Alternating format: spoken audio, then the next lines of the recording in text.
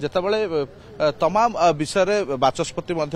पूर्व आलोचना डाकी सर्वदलीय आलोचना है सर्वदलीय बैठक होगा आलोचना होगा हुए तो किसी निष्कर्ष बाहरी पारि था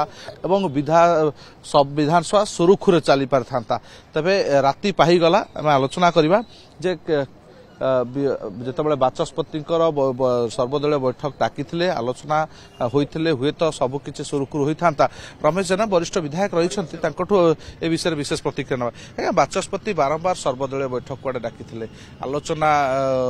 आलोचना तो होते विधानसभा सुरुखुरे चली पारता कहीं एक परिस्थिति शुणु मु तो बारंबार कही आसी जे भारत स्वाधीन है प्रथम थर पर आम राज्य में बीजेपी सरकार कर चाहूना जे सर्वदलीय बैठक डाकिकी समाधान करी राज्यर इश्यू राज्यर स्वार्थ दृष्टि आलोचना करने चाहूँगी जे इंजिन जहाँ कहला डाबा ता कर बुझे ना इंजिन जो जहाँ कहते आपण मैंने जानी जहाँ सब 2014 रु कही आसते किसी भी करना निर्देश अनुजाई आज राज्य रे सरकार शासन किंतु आज जो राज्यर स्वास्थ्य दृष्टि आखि आगे रखिकी नारी निर्यातना राहजानी आईन श्रृंखला विभिन्न प्रकार इश्यू रही किसी समाधान नहीं किसी तार रास्ता नहीं खाली सुभद्रा योजना आम माँ मान को पैसा देदेलु सुभद्रा योजना आम एत टंका ये करदेलु बोल जो भावुंट जे ओडिशा लोक बका ना के 5,000 देदेले सबू समाधान हो ना ता घर चली ना परिवार चली जो बेकारी समस्या रही कौन कर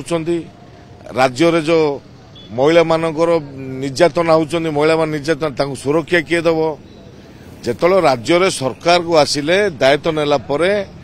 जो जिनस आगुड़ बीजेपी बीजेडी सरकार थिला समय रे बीजेपी वाला जहाँ कहते करिकी देले कि बीजेडी सरकार जहाँ करुला ताड़ उद्धत ए सरकार हो गलानी एवं दुर्भाग्यजनक कथा जे तल दिने सरकार दल विधायक माने मंत्री माने विभिन्न प्रकार नाराबाजी दे आमर विधायक मान को ठेलापेला करने सहित तांको माड मारथिले आज आपण मान देखुथिबे आमर 12 जन विधायक को सस्पेंड कले से समय तारा प्रसाद बाइन सस्पेंड करथिले जे भाबुचंती जे सस्पेंड करिवु आम ए प्रकार धमक चमक देकी ठेलापला कले कांग्रेस दल दबिजियो बोली आज राज्यर जनसाधारण मान देखुथिबे आज रोड रास्तार आमर विधायक माने सोईचंती एबड़ दुर्भाग्यजनक कथा हजार हजार लोक आपण माने रोड रास्तार जमान जाउचंती देखिकी जाउचंती आगे जाउचंती गरीब लोक जाउचंती एवं धनी माने जाउचंती मध्य श्रेणी लोक माने जाउचंती समस्त निंदा करचंती सरकार को देखो जो आंदोलन आम देखु अनेक आंदोलन जिते अनेक संगठन आसती आंदोलन करती समस्त आशा था विधायक माने प्रसंग को विधानसभा उठाइबे किंतु आज से विधायक से जनप्रतिनिधि राजरास्तार से आंदोलन में बस विक्षोभ प्रदर्शन कर भावुंट गोटे भल वातावरण सृष्टि हो आज आज जो 9टा आप विधानसभा चलिकी जी से आप सरकार स्तर में गोटे भल आलोचना हो विधानसभा ठीक सुरखुरे चलो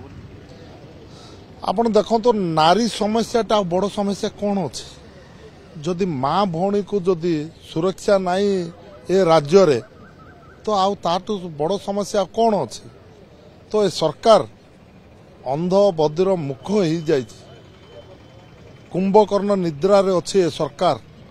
आमे सबु प्रकार प्रयास कलु मरी टू विसिल टू कला पोशाक धारण करिक आमे उठेबा चेष्टा कलु एवं ए समस्यार समाधान करने कलु एवं आज जाए माननीय मुख्यमंत्री गृह कमिटी गठन करने केबे हेले आमर दलर सीएलपी लीडर किंबा आमर विधायक माने 3 थर आमर विधायक एवं 5 थर आमर विधायक अच्छा मानवर भालू भाईना एवं 3 थर अच्छा आमर रमेश जेना जो सीनियर लीडर मान सहित आलोचना करिवार थिला किंतु ए सरकार केबे चाहूना ए समस्यार समाधान करने महिला सुरक्षा को समाधान करने केबे हेले चाहूना एवं ए सरकार ବଡ଼ ବଡ଼ ଧନୀ ମାନଙ୍କର ଏବଂ ଖଣି ଖଜାନ ଓଡ଼ିଶାର ଲୁଟି ନେବା ପାଇଁ ଆପଣ ଅଳ୍ପ ଦିନ ଭିତରେ ଦେଖିଛନ୍ତି ଆମର ପୋର୍ଟ ଯେଉଁଟାକି ବ୍ରହ୍ମପୁର ଆମର ଗୋପାଳପୁର ପୋର୍ଟ ଆଦାନୀ ଆମ୍ବାନୀ ମାନଙ୍କର ଏ ସରକାର ଧନୀ ମାନଙ୍କର ଏଇଟା ଗରିବ ଲୋକମାନଙ୍କର ସରକାର ନୁହେଁ ଏବଂ ମଧ୍ୟସ୍ଥ ଲୋକମାନଙ୍କର ନୁହେଁ ଆମର ଦେଖିବେ ଆମ କୋରାପୁଟ ଜିଲ୍ଲାର ଯେଉଁ ଖଣି ଖଜାନ ଅଛି ଏବଂ ବକ୍ସାଇଡ୍ ଅଛି ସବୁ ଆଦାନୀ ଆମ୍ବାନୀ ମାନଙ୍କୁ ବିକି ସାରିଲେଣି ଏ ସରକାର ଆମର ଗରିବ ଲୋକମାନଙ୍କ ସରକାର ନୁହେଁ ମହିଳାମାନଙ୍କର ସୁରକ୍ଷା ସରକାର ନୁହେଁ ଆଜି ଏ ସରକାର ଏ ରାଜ୍ୟରେ ଆସିଛି ଖାଲି ଲୁଟି ନେବା ପାଇଁ ଏ ସରକାର ଆସିଛି ଆଜି 12 ଜଣ ବିଧାୟକକୁ ଯେଉଁମାନେ କି ଏ ରାଜ୍ୟର ସୁରକ୍ଷା ପାଇଁ ଏ ରାଜ୍ୟର ସମସ୍ୟା ପାଇଁ ଏବଂ ନିଜ ନିଜ ବିଜେପି ବିଧାୟକ ଇରାଶିଷ ଆଚାର୍ଯ୍ୟ ଏବେ ଯାହା ପ୍ରତିକ୍ରିୟା ଦେଉଛନ୍ତି କହିଲେ ଆମେ ଆଲୋଚନା ପାଇଁ ପ୍ରସ୍ତୁତ ଥିଲୁ କଂଗ୍ରେସ ସହଯୋଗ କରିନି ଆଲୋଚନା କରିନି ଗୃହକୁ ସ୍ୱାଭାବିକ କରିପାରୁନି ସେଥିପାଇଁ ସସ୍ପେନସନ ଆମେ 13 ଦିନ ହେଲା ଏ ଆନ୍ଦୋଳନ କରୁଛୁ ଆମେ ତ ମାନ କରୁଥିଲୁ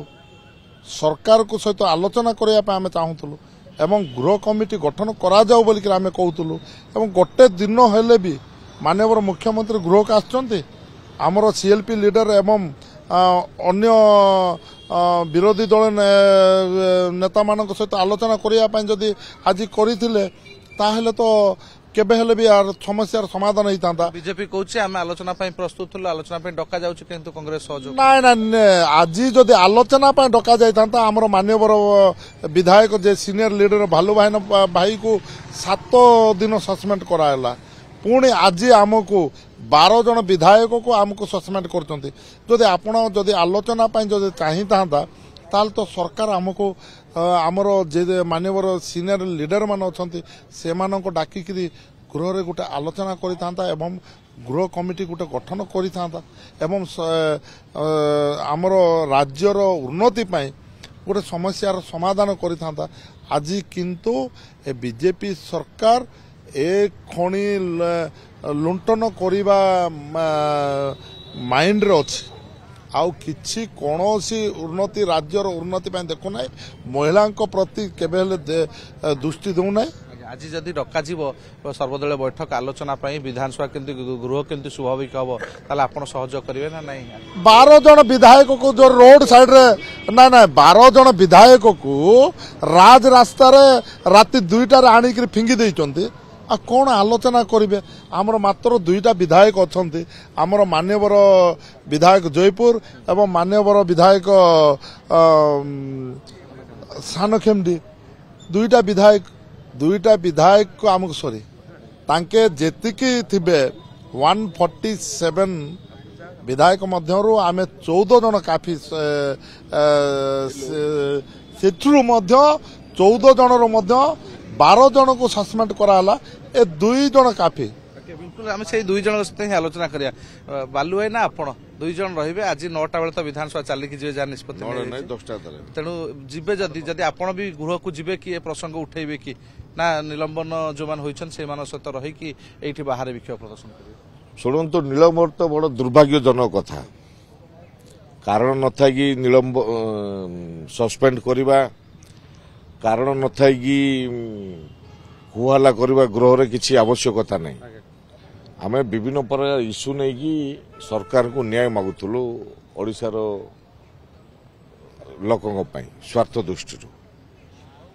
ଯେ ଆମେ ଭାବିଛନ୍ତି ଏ ପରିସ୍ଥିତି କଲେ କଂଗ୍ରେସ ଦଳ ଦବିଯିବ ଗୃହରେ ଆଲୋଚନା କରିବେନି ଆମେ ସସ୍ପେଣ୍ଡ କରିଦେଲୁ ଆଉ ଆମକୁ ରାଜ୍ୟରେ ଯେଉଁ